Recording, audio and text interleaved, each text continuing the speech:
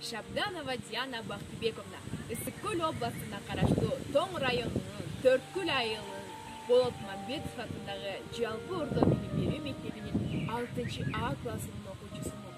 Ысыккөл кыргыз бермекти аттуу тил баянында окуп коюңуздар. Ар бир өлкөнүн өзү сыймыктанган, эч убакта сөз менен айтып жеткизе албаган кооз жерлери өтө көп кездешет. Андай кооздук менин мекенимде да кездешет. Алардын бири Ысыккөл деп аталат. Ысыккөл өтө кооз жерлердин бири жана ар мезгил сайын өз кооздугун келген элдерге көргөзүп турган жерлердин бири болот. Жана ал ден соолукка пайда. Өзгөчө кеч күздө жана кышында ден соолукка пайда деп эл оозунда айтылмакчы. Бөлүмдү биринчиден эле сүрөттөөдөн баштайын. Сүрөттөөдө ар мезгил сайын кооздугун жоготкон Ысыккөл кышында жана жайында өтө кооздукка ээ болот.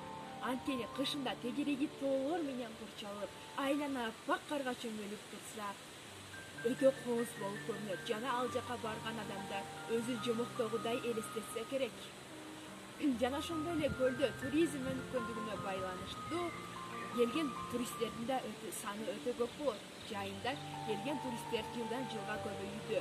Аларды дагы да көбөйтүү үчүн бир эрежени сакташыбыз керек. Алардын бири тазалык деп аталат. Тазалыкта өзүбүз алып барган тамак аштан чыккан таштандыны, мисалы коон же дарбыздан чыккан таштандыны өзүбүз менен кошо ала келсек, көлүбүз таптаза болот. Ошо төмөндөгү айтылган эрежени ар бир адам сактаса, көлүбүз таптаза болот. Жана келген туристтерди дагы да таң калтырабыз. Урпактан урпакка, муундан муунга өтүп келе жаткан көлдү биз дагы да урпактан урпакка, муундан муунга өткөзүп берүү жаштарды